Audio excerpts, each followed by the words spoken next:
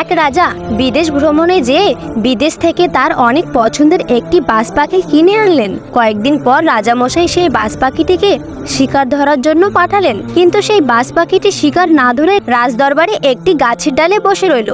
তখন রাজামশাই খুবই চিন্তিত হয়ে গেলেন, এত দামি পাখি শিকার ধরছে না কেন?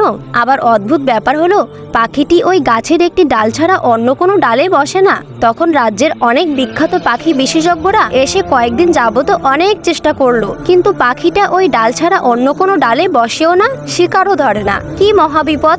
তখন একজন বুদ্ধিমান লোক এসে সে ডালটি কেটে ফেলে দিল, যে ডালে পাখিটি বসে থাকতো।